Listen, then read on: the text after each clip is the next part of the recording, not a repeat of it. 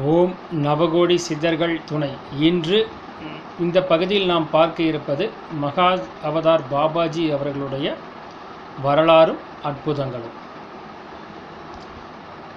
இந்தியாவை பொறுத்தவரையிலே, அதிலும் குறிப்பாக தமிழகத்தை பொறுத்தவரையிலே நிறைய மகான்கள் சித்தர்கள் தோன்றி பல நல்ல ஆன்மீக சிந்தனைகளையும் ஆன்மீக முன்னேற்றங்களையும் உருவாக்கி கொண்டிருக்கிறார்கள்.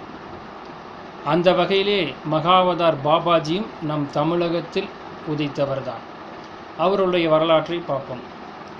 அதாவது ஏறத்தாழ சேர சோழ பாண்டியர்கள் ஆண்டு கொண்டிருந்த காலம் கிபி 203ஆம் நூற்றாண்டு. கார்த்திகை மாதம் ரோகிணி நட்சத்திரத்திலே பாபா அவதரிக்கிறார். அந்த நாள் தீபாவளியாகவும் அந்த வருடத்தில் அமைகிறது. பாபாஜி அவர்கள் பெற்றோர் ஒரு நம்பூதிரி குடும்பத்தை சேர்ந்தவர்கள். அவர் சிவபெருமான் கோயிலுக்கு பூஜை செய்து கொண்டிருக்கிறார். பாபாஜி அவதரித்த ஊர் பரங்கிப்பேட்டை. இது கும்பகோணத்துக்கு அருகில் இருக்கிறது. பாபாஜி தனது சிறு வயதிலிருந்தே ஆன்மீக முன்னேற்றத்தில் மிகவும் ஒரு நல்ல நிலையை அடைந்திருந்தார். அவர் 5 வயது இருக்கும்போது அந்த ஊரில் தேர் திருவிழா நடக்குது. அந்த திருவிழாவை வேடிக்கை பார்க்க போகிறாரு. அப்போ ஒரு கொள்ளைக்காரன் அவரை கடத்திட்டு போய் கல்கத்தாவில் இருக்கிற ஒரு பிராமண குடும்பத்துக்கு அடிமையாக வித்துடுறாரு. பாபாஜி சின்ன குழந்தையாக இருந்தால் ஏதோ அதுக்கு தகுந்த வேலைகளை தந்துட்டு, அதே சமயத்தில் அந்த பிராமணர் பாபாவுக்கு சிறு வேலைகளை தந்தாலும் அவருடைய தேஜஸ்னால் அவரையும் சுதந்திரமாகவே இருக்க விட்டுறாரு. அதனால் பாபாஜி அங்கே இருக்கக்கூடிய துறவிகள் மகான்கள் இவங்களுடன் தொடர்பு வச்சுட்டு தன்னுடைய ஆன்மீக முன்னேற்றத்தை மேலும் உயர்த்திக்கிறார். இப்படி இருக்கிறப்ப தான் அவர் கதிர்காமம் அப்படிங்கிற இடத்தை பற்றி கேள்விப்படுறார். அதாவது இன்று இலங்கையில் இருக்கக்கூடிய கதிர்காமம். அங்கே போய் நம்ம எப்படியாவது நம்ம தரிசனம் பண்ணணும், அங்கே போகர் பெருமான் இருக்கிறதா சொல்கிறாங்களே, அவருடைய அருளையும் பெறணும் அப்படின்னு சொல்லிட்டு பாபாஜி அவர்கள் ஒரு கப்பலில் பயணிக்கிறார். கதிர்காமத்தை அடைகிறார். அங்கே கதிர்காமத்துக்கு உள்ளே பார்த்திங்கன்னா அந்த கோயிலுக்குள்ளே முருகர் சிலைக்கு பதிலாக வேல் நட்ட வைத்திருப்பார்கள். அந்த வேலுக்கு கீழே போகர் பெருமான் வரைந்த எந்திர தகடுகளும் மற்ற சில குறிப்புகளும் புதைத்து வைத்திருப்பதாக இன்றும் சொல்கிறார்கள். அங்கே போய் அவர் வழிபடுறாரு. இதில் இன்னொரு முக்கியமான விஷயம், இந்த கதிர்காம கோயில் புத்த மதத்தை சேர்ந்தவர்களுக்கும் புனித கோயிலாக இருக்கிறது. இதே புத்த மதத்தை தோற்றுவித்த புத்தர், அதாவது பாபாஜியினுடைய காலம் கிபி 203ஆம் நூற்றாண்டு. அதிலிருந்து 500 வருடங்களுக்கு முன்னால் புத்தர் இருந்த பொழுது புத்தர் பெருமான் சொல்கிறாரு, எனக்கு பின்னால் 500 ஆண்டுகளுக்கு பிறகு ஒரு மகான் அவதரிப்பார். அவர் பெயர் நாகா. அவர் எல்லோருக்கும் நிறைய நன்மைகளை செய்வார் அப்படின்னு சொல்கிறாரு. இதுக்கும் இதுக்கும் தொடர்பு இருக்குது. பாபாஜியினுடைய இயற்பெயர், பெற்றோர் ஈற்ற பெயர் நாகராஜ். ஆக அவர் போனதுக்கும் அங்கே போய் அவர் தியானம் பண்ணி போகர் பெருமானுடைய அருள் பெறணும் அப்படிங்கிறதுக்கும் எவ்வளவு சூட்சமான ஒரு லிங்க் இருக்குதுன்னு பார்த்தோம்னா நம்ம புரிஞ்சுக்கலாம். அங்கே போனதொன்னி போகர் பெருமான் கற்ற தவம் இருந்து போகர் பெருமானுடைய அருளை பெற்று அவருடைய ஆசீர்வாதத்தினால் பல யோக கலைகளை கற்று அவர் கற்றிருந்து பல ஆன்மீக முன்னேற்றமான விஷயங்களை பெற்றுக்கொண்டு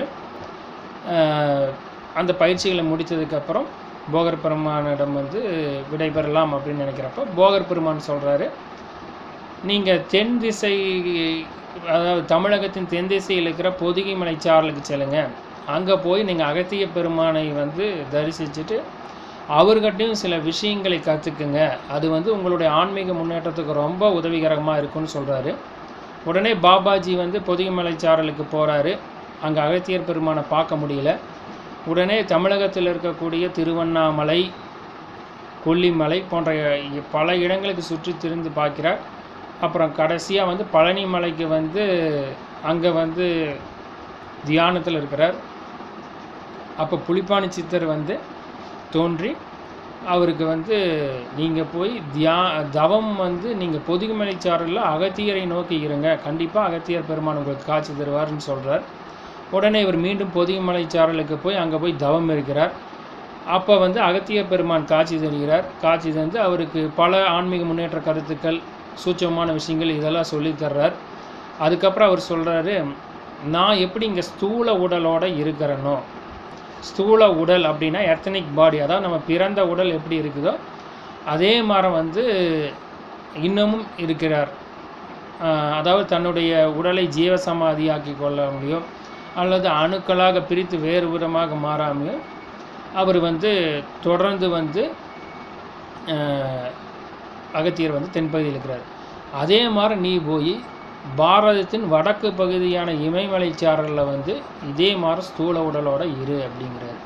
நீ அங்கிருந்து ஆன்மீக வழிமுறைகளை எல்லோருக்கும் போதி, நான் இங்கிருந்து ஆன்மீக வழிமுறைகளை எல்லோருக்கும் போதிக்கிறேன். நம்ம 2 பேரும் ஏன் வந்து இந்த இந்திய பாரத பூமியிலே இருந்து நம்ம போதிக்கோன்னா, உலகுக்கே வந்து ஆன்மீகத்தின் தலைநகர் நமது பாரத நாடு தான். இங்கே தான் நிறைய மகான்களும் சித்தர்களும் உற்பத்தியாகி கொண்டே இருப்பார்கள். அவர்களுக்கெல்லாம் நம்ம வழிகாட்ட வேண்டும், அவர்கள் இந்த உலகத்துக்கு வழிகாட்டுவார்கள் அப்படின்னு சொல்லிட்டு அந்த கருத்துக்களை சொல்கிறாரு. பாபாஜியும் அதை ஆமோதிச்சுட்டு இமயமலைச்சாரலுக்கு போகிறாரு. இன்னமும் பாபாஜி அவர்கள் இமயமலைச்சாரலில் இருந்து நிறைய பேர்த்துக்கு இந்த ஸ்தூல உடலுடனே காட்சியும் தந்திருக்கிறார், அருளும் புரிஞ்சிருக்கிறாரு. அவர் அறிமுகப்படுத்தினது தான் கிரியா யோகா அப்படிங்கிறது. இதை வந்து கேவலானந்தர் அப்படிங்கிற அவருடைய சீடர் வந்து என்ன சொல்கிறாருன்னா, தனது புத்தகத்தில் கிருஷ்ண பகவான் அர்ஜுனனுக்கு போதித்தது தான் இந்த கிரியா யோகா.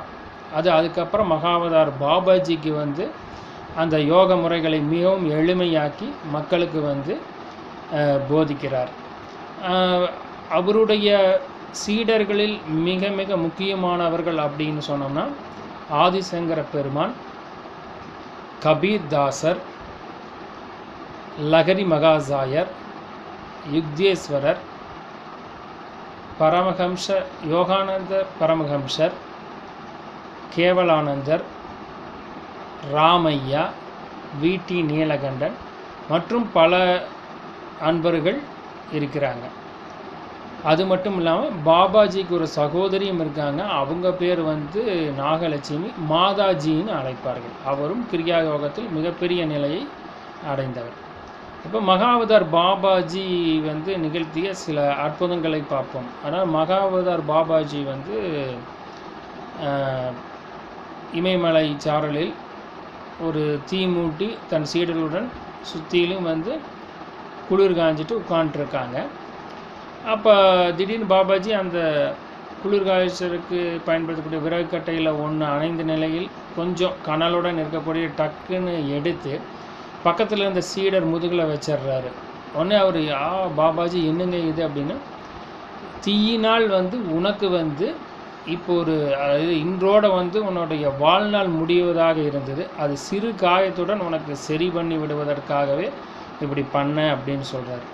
சித்தர்கள் எப்பொழுதுமே வந்து ஒரு பெரிய பிரச்சனை அல்லது பெரிய கண்டங்கள் இருக்கும் பொழுது இந்த மாதிரி சில பெரிய பிரச்சனை மிக சாதாரணமான பிரச்சனையாக மாற்றி விதியை மாற்றி அமைத்து தருவார்கள்.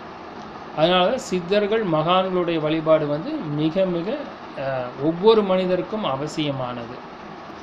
ஏனென்றால் குருவருள் இருந்தால்தான் திருவருள் கிடைக்கும். குருமார்கள் அதாவது சித்தர்கள் மகான்கள் அந்த மாதிரி இருக்கிறவங்களுடைய அருளாசி இருந்தால் தான் திருங்கிற இறைவனுடைய அருளை வந்து மிக எளிதாக நம்ம பெறலாம். அதுக்கப்புறம் வந்து இன்னொரு என்னென்னா ஏ ராமையா அவர்களுடைய நூலில் அவர் குறிப்பிட்டிருக்கிறது வந்து அவர் வந்து ரொம்ப நாள் கால்வலியால் அவதிப்பட்டு இருந்திருக்கிறாரு. தத்தி தத்தி தான் நடந்துட்டு இருந்திருக்கிறாரு. வலி அதிகமாகவே தன்னை மாய்த்து கொள்ளணும் அப்படின்னு நினச்சிருக்கிறாரு.